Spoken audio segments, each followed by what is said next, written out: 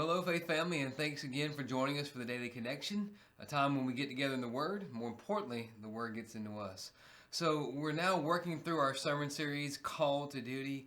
This week, we're focused on the weapons. And one of the things that Paul is careful to stress is that we must put on the full armor of God. And I want to focus specifically today on verse 13, but just so we get into the full context of what's going on, let's look at verses 13 through 15. Follow along with me, chapter Ephesians 6. For this reason, take up the full armor of God, so that you may be able to resist in the evil day, and having prepared everything to take your stand.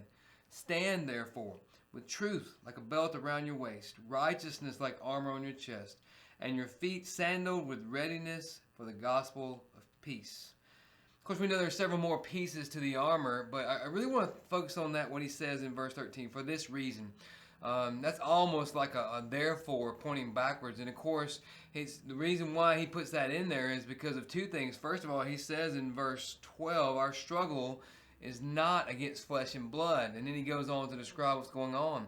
Earlier, verse 11, he said, so that you may be able to stand against the scheme of the devil. Put on the full armor of God, verse 11, so that you may be able to stand against the schemes of the devil. Remember, we're fighting a very formidable foe.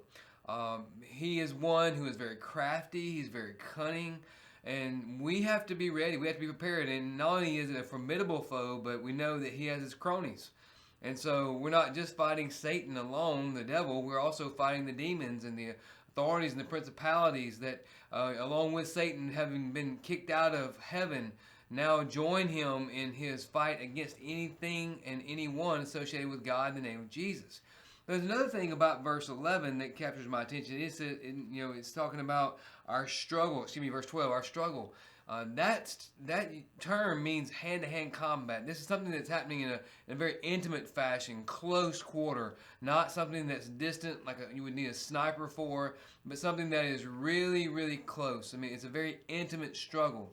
And so we come back to verse 13, it says, for this reason, take up the full armor of God. So that's twice.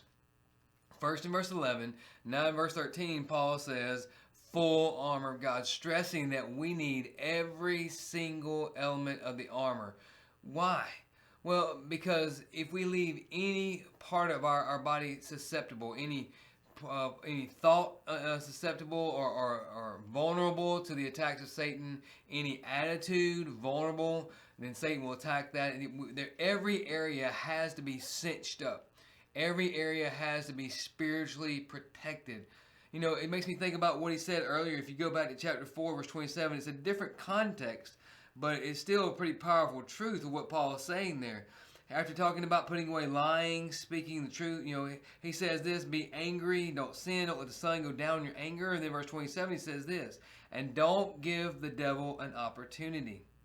Don't give the devil an opportunity, meaning that all he needs is a small crack. All he needs is a slight window.